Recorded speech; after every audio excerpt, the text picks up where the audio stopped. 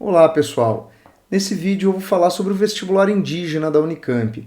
A partir do vestibular 2019, a Unicamp criou um sistema de ingresso destinado exclusivamente a indígenas e direcionou um determinado número de vagas para esses candidatos.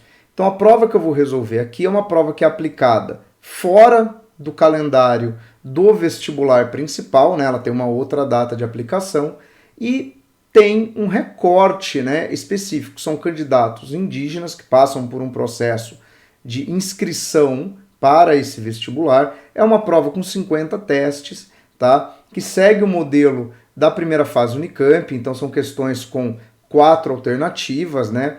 Mas que são elaboradas pensando no repertório sociocultural dos alunos provenientes de comunidades indígenas. Então, existem algumas adaptações, existem algumas questões que são diferentes desse vestibular em relação ao vestibular aplicado à ampla concorrência. Antes de alguém começar a falar bobagem e despejar preconceitos e absurdos aqui nos comentários, vamos lá, galera. O vestibular da Unicamp ele é um vestibular elaborado pensando num perfil de candidato a esse vestibular, um perfil de candidato que tem sim determinados elementos socioculturais que dialogam tanto com temáticas que são abordadas nas redações, temas que são abordados nas questões, e isso sim acaba privilegiando um determinado tipo de aluno ingressante no vestibular e segregando de outra forma alguns candidatos, algumas populações. Então, pensando numa ideia de ação afirmativa, de uma universidade mais inclusiva, a Unicamp criou esse vestibular que a gente vai comentar agora, a sua prova 2020. Bom, primeira coisa importante, esse vestibular tem 12 questões voltadas às ciências humanas. Eu não vou resolver aqui as questões que são específicas da área de geografia, tá? Porque não teria como eu comentar os distratores das alternativas, ficaria esquisito, né? Mas vamos começar aqui pela questão 40. A fotografia a seguir retrata uma mulher caiagangue na colheita de trigo no Rio Grande do Sul em 1955. Aí temos a foto que pertence ao acervo do Museu do Índio, no Rio de Janeiro, né, uma instituição importantíssima. A partir da leitura da imagem e de seus conhecimentos sobre a política de Estado para a educação dos povos indígenas dessa época, assinale a alternativa correta. Bom, primeiro, vamos ao contexto. Essa imagem é feita na década de 50. Então, ali, período do Brasil chamado de República Populista, um período em que o Brasil tem governo Dutra, depois Vargas, JK, e já na década de 60, né, o Jânio Quadros e o João Goulart. É um período de intensa urbanização do Brasil, industrialização do Brasil, de modernização. E nessa época, o Estado brasileiro pensava nas populações indígenas no sentido de integrá-las a um modelo ocidental de sociedade, a um modelo capitalista de economia. Então, nesse sentido, essa ideia da educação do Estado para essas populações tinha um sentido de integrar o índio à sociedade, mas descaracterizava dessa forma os costumes, as tradições, as práticas, principalmente no que diz respeito à produção agrícola, à ocupação do solo. Então, é pensando nisso que essa questão foi colocada aqui. Então, vamos lá. Somente as mulheres e as crianças indígenas aprendiam e realizavam atividades agrícolas. Bom, isso talvez alguém tenha marcado, porque você vê ali que é uma mulher que está na imagem, embora não haja crianças, então já poderíamos pegar até aí como algo para ficar de olho, mas é o seguinte, a ideia de que a atividade agrícola é somente exercida por mulheres e crianças, embora alguém vá dizer que em algumas culturas indígenas, de fato, as atividades agrícolas são mais próprias do gênero feminino, isso implicaria no Estado brasileiro respeitar a forma como essas sociedades se organizam. E não é o caso. Na década de 50 a gente vê exatamente o oposto. Então, por isso que o item A também está incorreto. Olha o B. As atividades ensinadas aos indígenas nas escolas respeitavam suas tradições de cultivo da terra. Mas aí nós temos dois elementos. Se o que vai ser ensinado pelo Estado brasileiro respeitasse as tradições indígenas, não faria sentido o Estado ensinar ao índio o que é de sua tradição. Então já começa um problema. Segundo, é que na imagem a mulher está segurando fardos de trigo, que é uma planta introduzida no Brasil pelo europeu, ou seja, não é algo que corresponde às tradições agrícolas indígenas, então já está incorreto. C. As escolas obrigavam os indígenas a plantar e colher segundo as técnicas ensinadas pelos anciãos, mas os anciãos seriam os mais velhos. E aí, de novo, seria algo próprio de uma cultura tradicional, onde as práticas são passadas de uma geração para outra. E isso seria algo feito no interior das próprias culturas indígenas e não por intermédio do Estado. Não precisaria do Estado para fazer isso. E aí sobra a alternativa D. As técnicas agrícolas ensinadas nas escolas visavam preparar os indígenas segundo padrões europeus. Sim, embora aqui eu acho que a gente deveria ter trocado padrões europeus por padrões ocidentais, né, por um padrão da agricultura voltado ao comércio, né, uma agricultura visando aí uma produção lucrativa, capitalista, chame como quiser. Mas é isso, né, é você querer ensinar o indígena como ele deve se comportar para se integrar a uma atividade econômica que é colocada para eles pelo Estado brasileiro. Então, aqui a questão 40, alternativa D, só um detalhe, como a prova é contextualizada, né, aquela questão do repertório, a gente vai ver que existe uma menção a esse mesmo elemento da questão 40 numa das últimas questões que a gente vai resolver. Questão 41, questão fala da Guerra do Paraguai. A Guerra do Paraguai foi a mais sangrenta da América do Sul no século XIX, durou de 1864 a 1870, envolveu Brasil, Paraguai, Uruguai e Argentina e contou com a participação de negros, escravos e libertos, além de várias etnias indígenas. Sobre ela é correto afirmar. Então aqui vai falar da Guerra do Paraguai, né, do seu contexto, e embora que o enunciado fale do contexto étnico, a gente vai reparar que a alternativa não se reporta a isso, tá? Então, vamos lá. Seu caráter violento teve como consequência a desestruturação das Forças Armadas brasileiras. Não, inclusive as Forças Armadas brasileiras têm na Guerra do Paraguai o seu auge no século XIX, né? Inclusive a partir da vitória brasileira na Guerra do Paraguai, a gente vai observar que os oficiais do Exército passam a demandar maior espaço na política, né? Passam a reivindicar acesso a cargos, o que culmina com a formação do Partido Republicano Brasileiro e depois a proclamação da República, né? O golpe militar feito pelos altos oficiais do Exército. Então, o item A está errado. B. Gerou uma aliança entre Brasil e Argentina contra o Paraguai e o Uruguai. Incorreto, porque Brasil, Uruguai e Argentina, né, os três países eram aliados contra o Paraguai, que esse sim combatia sozinho. Então, item B também errado. C. Rendeu ao Brasil a anexação de parte do território paraguaio, onde hoje é o Mato Grosso do Sul.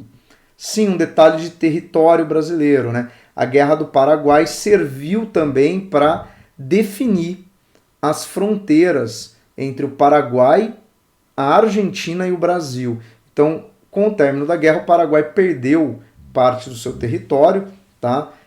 No caso, sul do Paraguai e uma porção que hoje pertence à Argentina, né? E ao norte, uma parte do que hoje é o Mato Grosso do Sul. Então, ali aquela região da tríplice fronteira, né? Onde fica Foz do Iguaçu, Cidade do Leste, aquela área fronteiriça foi definida a partir da Guerra do Paraguai, e isso se estendeu por toda a divisa entre o Brasil e o Paraguai. Então, de fato, o Brasil ampliou seu território, alternativa C, nesse caso aqui é a alternativa correta, mas vamos ver a D. Atendeu ao interesse do Brasil em ter acesso ao Oceano Pacífico por terra. Bom, o Brasil não tem acesso ao Oceano Pacífico, né? Nem o Paraguai tinha, nem que a gente dominasse todo o território paraguaio conseguiríamos isso. Então, o item D você descarta aí por um conhecimento geográfico, tá? Mas repare como as questões elas mexem muito com a questão de territorialização, práticas agrícolas, né? Então a gente tem um perfil realmente de um vestibular voltado, né, para um determinado propósito, né, que é dialogar com essas populações indígenas que prestam a prova, senão a prova não faria sentido. 42.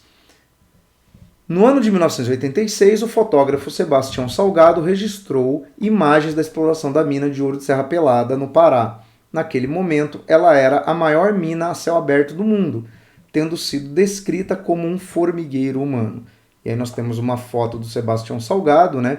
Foto bem emblemática dos garimpeiros escalando aquelas escadas improvisadas de madeira com sacos, né, de terra né, amarrados a eles, né, carregando na cabeça, nas costas, que depois eram lavados para se tirar ali se havia ou não ouro, né, naquela terra que eles coletavam.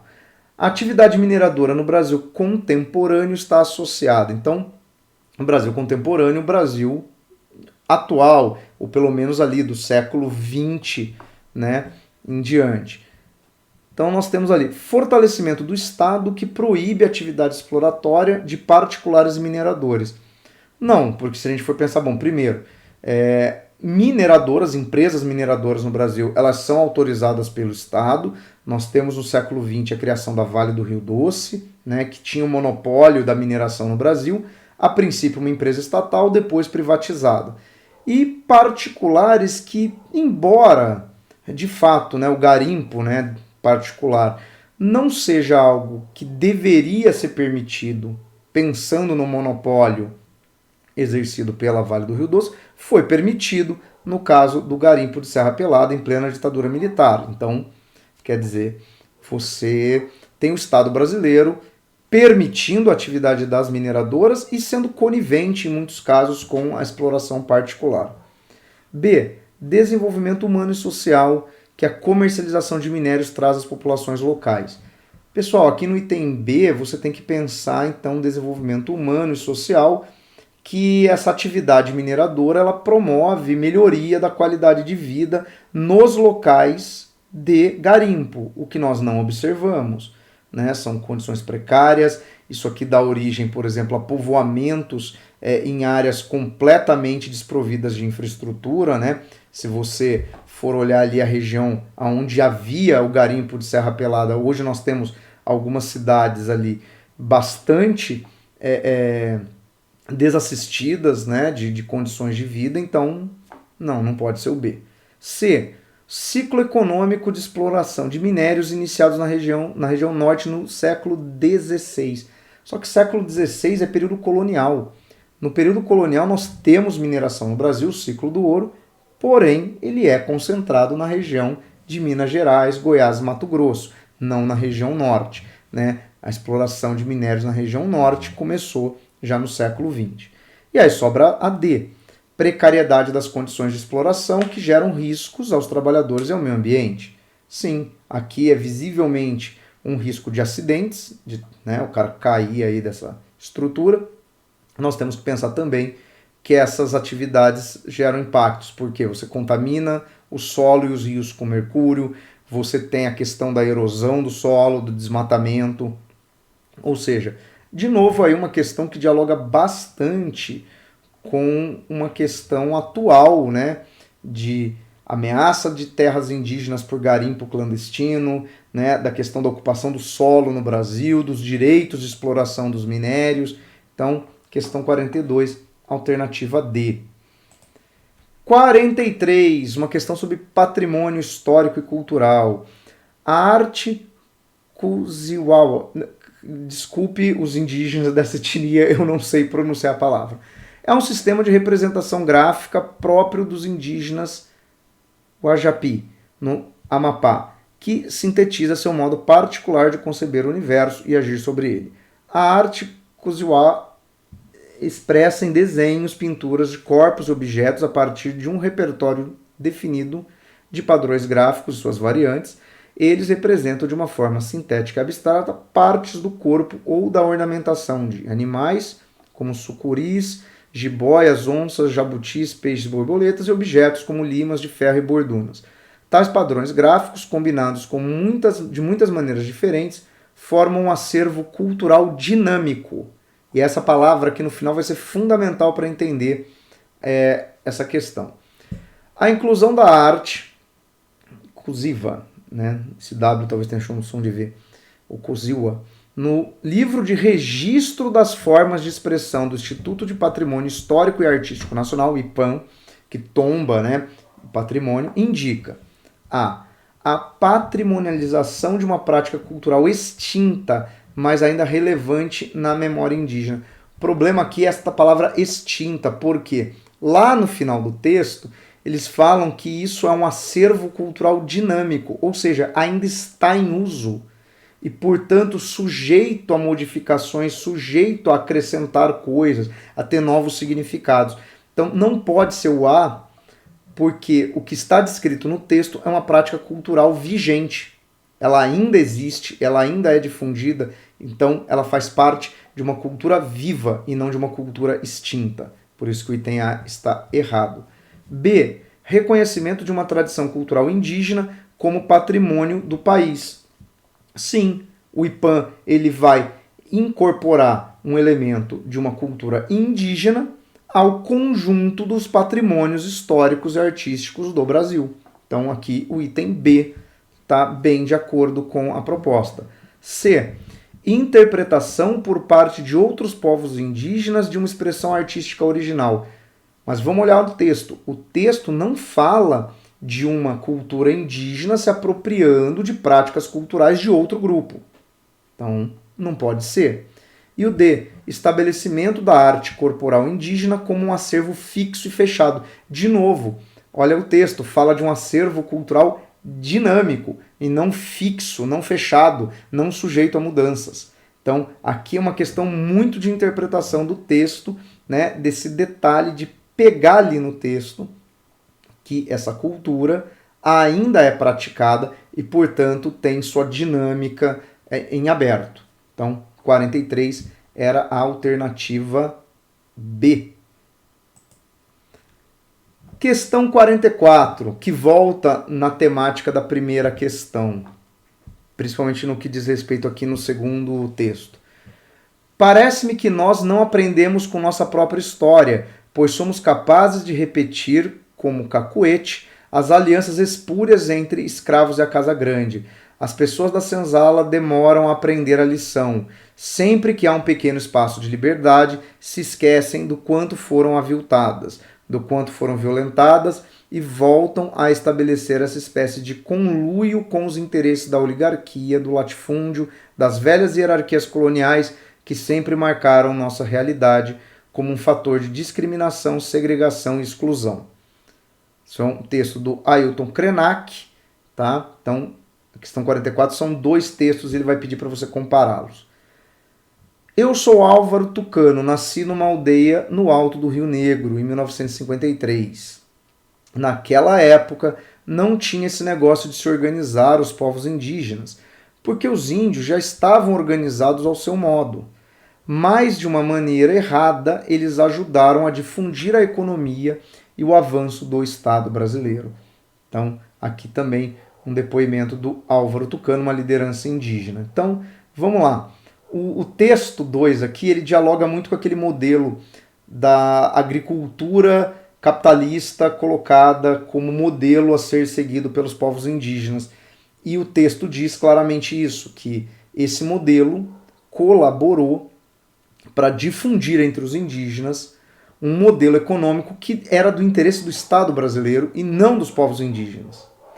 E o primeiro texto do Ailton Krenak vai dizer justamente essa ideia de como os excluídos, os marginalizados, muitas vezes sem se dar conta, acabam incorporando os interesses que são próprios da elite dominante, das oligarquias.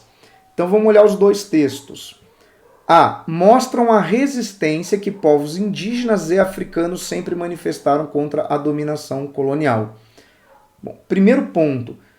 O texto do Ailton Krenak até faz menção à senzala, ele fala dos escravos, ele fala, né, da senzala e da casa grande, ele faz um paralelo da condição dos indígenas com a condição dos escravos africanos. Porém, o segundo texto do Álvaro Tucano não faz esse paralelo, e ambos estão dizendo que muitas vezes os indígenas acabaram sendo levados a concordar com modelos que não lhes eram favoráveis, que eram modelos dessa elite oligárquica, dessa hierarquia colonial. Então, o item A está completamente fora. B. Afirmam que os povos escravizados não conseguem se organizar politicamente. Mas aqui também está complicado, porque eles falam que esses povos, em algum momento, fazem realmente formas de se organizar, porém essas formas não são eficazes. Né? Ele não está dizendo que eles não têm forma de organização. Os dois textos questionam a real eficácia dessas formas de organização. C. Celebram a aliança entre diferentes grupos sociais a favor de uma causa comum. O problema é que, principalmente no segundo texto, essa tal causa comum, e no primeiro também, né, essa tal causa comum é vista como a causa do interesse da elite. Então, quer dizer, você tem ali supostamente uma articulação entre vários grupos, mas não é uma causa que é favorável a todos, é a causa que é do interesse de uma elite oligárquica. Então, não. E a D, relatam casos em que grupos sociais marginalizados agem contra seus próprios interesses. Sim, o escravo que se alia ao senhor da casa grande, quer dizer, ele acaba se associando a quem quer algo contrário a ele. E o próprio texto 2, né, do Álvaro Tucano fala isso, né? A forma que os indígenas tinham de se organizar acabava trabalhando contra os interesses dessas populações. Então, aqui na questão 44 é a alternativa D. Bem interessante essa análise aqui e bem interessante os dois textos também. Questão 45 traz um artigo da Constituição de 88, artigo 231 do capítulo dos Índios. Diz: são reconhecidos aos índios sua organização social, costumes, línguas, crenças e tradições e os direitos originários sobre as terras que tradicionalmente ocupam, competindo à União demarcá-las, proteger e fazer respeitar todos os seus bens. A partir do texto constitucional e seus conhecimentos mais amplos, assinale a alternativa correta. A. O Estado brasileiro estabelece que os povos indígenas devem viver em territórios demarcados para não perderem suas culturas, língua, crença e tradições. Tá? Muita gente pode até marcar aqui o item A, mas, primeiro, esse território demarcado não é qualquer território demarcado, é um território onde essa cultura indígena já está estabelecida. Tá? Então, cria aqui talvez um problema, mas não é uma alternativa que a gente possa descartar a princípio sem ler as demais. B. O Estado brasileiro não tem a obrigação de garantir a demarcação de terras tradicionalmente ocupadas pelos povos indígenas. Bom, mas aí o item B é uma leitura que contraria o que está no artigo, então completamente errada. C. Os povos indígenas devem se integrar à sociedade brasileira, o que implica modificar seus costumes, crenças, línguas e tradições. Não, porque a preservação destes modos de vida está garantido aqui no artigo 231. Isso que está aqui no item C era o entendimento lá da década de 50, tá? Lá da primeira questão, mas aqui está errado. E D. O Estado brasileiro reconhece aos povos indígenas o direito às terras que tradicionalmente ocupam, ficando obrigado a demarcá-las. Se a gente for comparar o item D e o item A, o item D corresponde muito mais a uma interpretação do que está ali no artigo 231. Até pelo seguinte, a demarcação das terras, ela deriva da existência desses povos indígenas e das suas marcas culturais e do seu modo de vida. Mas não é entendido como uma forma de demarcar para que a partir daí essa cultura indígena possa ser colocada ali. Então, aqui na 45 é a alternativa D, mas eu entendo que muita gente pode ter ficado confuso com o item A. E aí a gente vai pular para a questão 48, né, porque tem várias ali que são de geografia no meio. Vamos falar aqui de novo a temática da agricultura, né?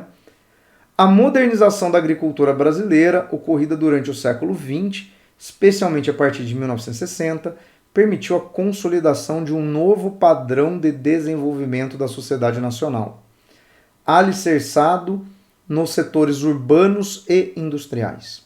Então aqui está falando dos anos 60, ali final da República Populista e já entrando no período da ditadura militar, quando de fato o Brasil passa a ter uma população muito mais urbana do que rural, né? A economia do Brasil está muito em torno do processo de industrialização, embora a atividade agrária continue sendo fundamental em várias regiões. Assinale a alternativa correta sobre o período mencionado. A. Com a urbanização do país, o abastecimento interno foi priorizado em detrimento do modelo agroexportador vigente anteriormente. Mas vamos lá, pessoal. A agricultura brasileira sempre foi focada para a exportação. É óbvio que houve, com o processo de urbanização, uma necessidade maior de se produzir para abastecer as cidades. Mas eu não posso falar que isso superou o modelo agroexportador. Então, item A está errado. B. Com a urbanização do país, a demanda por alimentos no mercado interno e externo levou à expansão da agroindústria para o interior do território nacional. Olha o item B. Ele vai dizer, olha, urbanizou, aumentou a demanda interna. Ok. Mas a gente continuava exportando muito. Sim. O que demandou o quê? A ampliação das áreas de lavoura voltadas à comercialização. Esse item B tem a ver com aquele processo que a gente chama de expansão da fronteira agrícola brasileira, que depois vai derivar em projetos completamente confusos e danosos, como instalar a Transamazônica e ao longo da Transamazônica você desmatar a floresta para colocar colonos para produzir agricultura numa região onde você de fato não tinha condições para isso, essa expansão do gado para o centro-oeste, né? Então é disso que a gente está falando aqui no item B. Então pode ser. C. Os monocultivos agrícolas absorveram a população expulsa do campo, a qual foi empregada em atividades produtivas especializadas no espaço rural. Mas aqui tem um erro conceitual. Se eu estou falando que essa população foi expulsa do campo, ela não poderia ter sido absorvida por uma atividade rural. Então, uma contradição. Eu digo que teve um êxodo rural, mas reforço que essa população não saiu da zona rural. Então, não tem cabimento. B. O aumento da população nas cidades demandou maior produção de alimentos. Entretanto, o incremento da agroindústria ainda não se efetivou no Brasil. Não pode ser porque, inclusive, há vários anos nós somos bombardeados com essa ideia de que o agronegócio é a grande salvação do Brasil, né, de que o agro é pop, né, de que o agro está em todo lugar. Então, não. Hoje ainda é uma das grandes forças econômicas do Brasil e começou esse processo ali nos anos 50, 60. Então, questão 48, alternativa B. E aí, para finalizar, a questão 49, uma questão bem simples, que fala do papel dos três poderes na estruturação do Estado brasileiro. Pessoal, só para lembrar, né? Poder legislativo, Câmara dos Deputados e Senado, ou Câmara dos Deputados estaduais ou vereadores na cidade, tem o poder de legislar, ou seja, produzir, aprovar, elaborar leis. Né? O poder judiciário só pode estabelecer julgamento a partir das leis, ou seja, ele avalia, né, as ações dos cidadãos de acordo com as leis, e cabe ao poder executivo executar políticas públicas, né? Políticas ali de saúde, educação, política econômica, política externa, né? Políticas voltadas ao bem-estar social, ao trabalho, não importa qual seja. Então, dessas alternativas, a única viável é a alternativa B, porque as demais ou colocam os poderes com funções diferentes, por exemplo, dizer que o judiciário investiga cidadãos, como está no item 6, está errado. Quem conduz a investigação são as forças policiais, Ministério Público, né? ou dizer, por exemplo, que o poder legislativo supervisiona o executivo. Não, porque senão não haveria independência entre os poderes. Tá? Então aqui na 49 era a alternativa B. E com isso a gente comenta aqui, né, esse vestibular indígena 2020, né? E aí queria ver comentário. Você vai prestar o vestibular 2021, né? Vai acontecer agora em junho, vestibular indígena da Unicamp. Já prestou essa prova? Achou muito diferente do outro vestibular que é aplicado aos candidatos de concorrência ampla, né? Deixa aqui nos seus comentários que eu vou fazer outras resoluções depois de outras provas. E então, fora isso, pessoal, um abraço e até mais.